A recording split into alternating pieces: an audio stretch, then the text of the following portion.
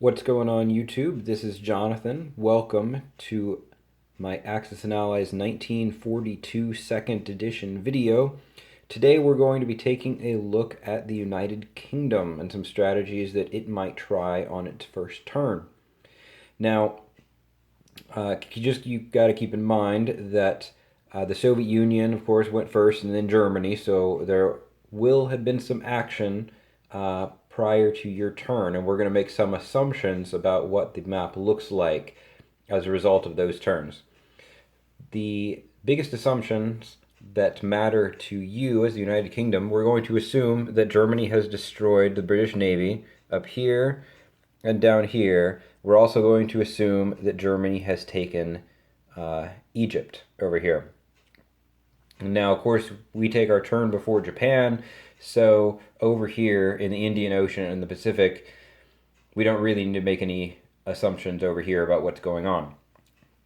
Now, because what you want to purchase is going to depend a lot on the other players and how you perceive their skill level and strategies, I'm not going to get too much into unit purchases, except to say that unless the Allies are planning a Japan first strategy, just try and knock out Japan as quickly as possible, I would recommend against building 3 tanks in India each turn.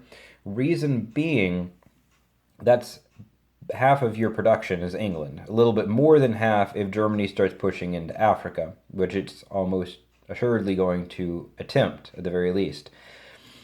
Now, if you want to go with the Japan only strategy, or Japan first strategy, if you believe that you can take out Japan before the Soviet Union falls without England's support, or you believe that the Soviet Union can at least hold out long enough for the US to get into the war and the US is committed to focusing on Europe, you might go with 3 tanks in India. They will help you fight against Japan. You can also swing them up to help the Soviet Union. But unless those things all work out, I would recommend devoting fewer resources down here, which means you're going to be building a combination of infantry and artillery. It's going to be a slower moving force, but extremely difficult for Japan to take. And then you're going to be, after a few turns, start rolling that forward. Now, because there's one transport, in fact, that could hit India, so there is the potential Japan might try and hit you here. But what you can do on your turn, at a minimum, move a fighter up here. Then it'll be a fighter, a 3 attacking against a 2 destroyer. You could potentially destroy the destroyer and the transport over there. If you want some extra assurance, you could always send in your cruiser and your carrier.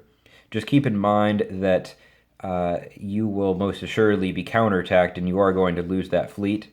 And since Japan has a battleship up there that can absorb a hit, at most you might destroy 1 enemy ship. So that's just something to keep in mind. I don't think that it's worth it to sacrifice the entire fleet, but I do think it's worth it to send a fighter up here. Then you can have it land in one of these Chinese territories and try and bolster the American defense. And you can also, on your next turn, fly it up to help protect the Soviet Union if you need to do that, if they need a little bit of extra support. Now, what to do with the other transport? Well, there are a couple things you can do with this guy down here. You could move him over here, pick up infantry, and drop him off in India. Now, this guy, of course, can just walk across, but you can grab a 2nd infantry and get him over here if you need to. You could also, if you're concerned about Africa, you could load up a couple guys from India and then drop them off in Transjordan, or drop them off somewhere down here if you wanted to. If you want to be kind of an asshole to Japan, and you don't care, you're feeling a little bit more risky, you could always pick up 2 infantry from here and then do an amphibious assault on Borneo, 2 infantry attacking versus 1 infantry defending. See if you can take that. Now, if you manage to do that and you've destroyed their transport here, they can retake it with their one remaining transport up north, but that means that they're not able to use that to reinforce over here. So you might find that that's worth it to you, or you might not really want to play that risky and you just want to shore up your defenses, and that's fine too. If you do manage to take out this transport over here, regardless of what you want to do with this guy, you can feel free to move whatever is left in India and your non-combat forward to protect this and possibly use it to counterattack here should China attack, because there are no other Japanese transports that can hit you in India. Now that leaves our little force down here by Australia. Now there are a couple things you could do. One of the things that I like to do at a minimum is try and destroy this sub. Now, the Japanese losing one sub, not a huge deal to them.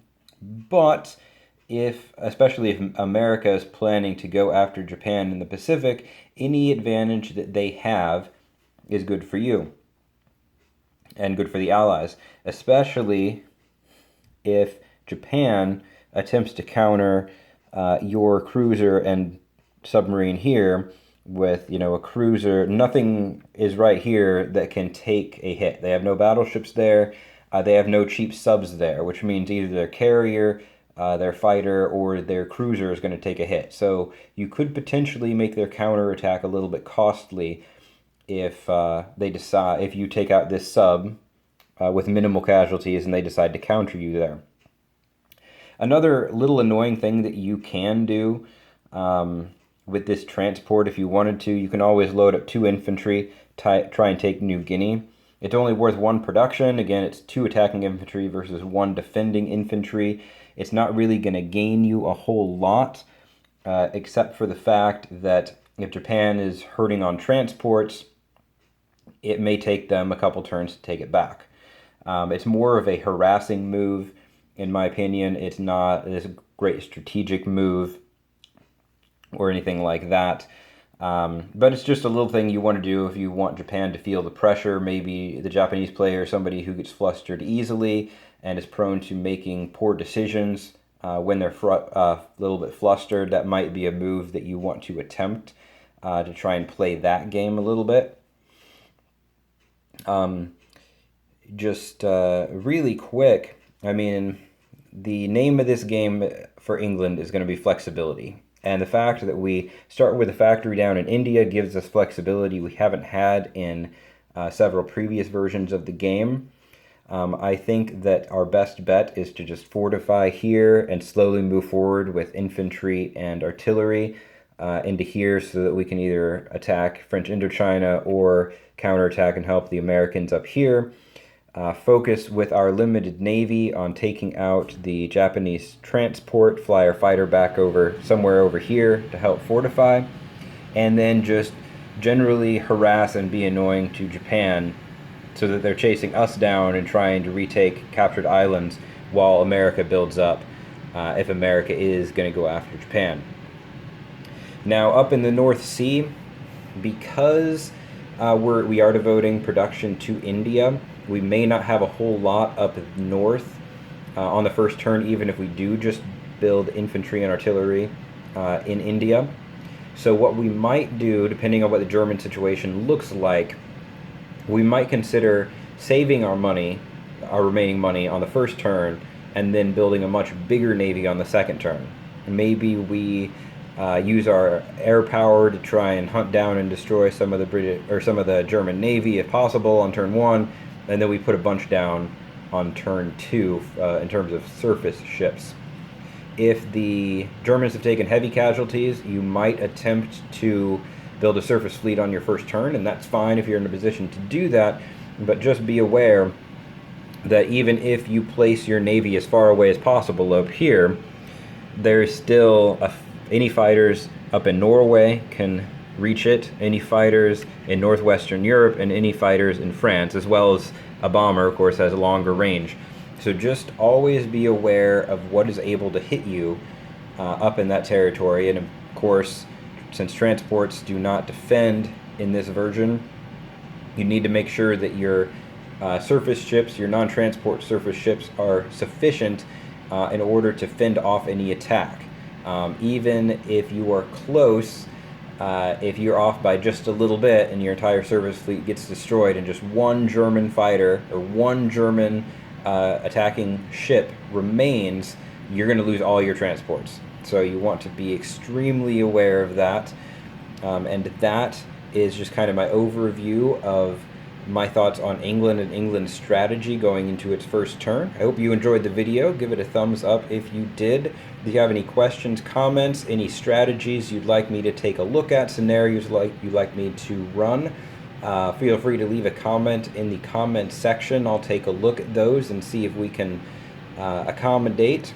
I appreciate all your input, and I hope you enjoyed this video.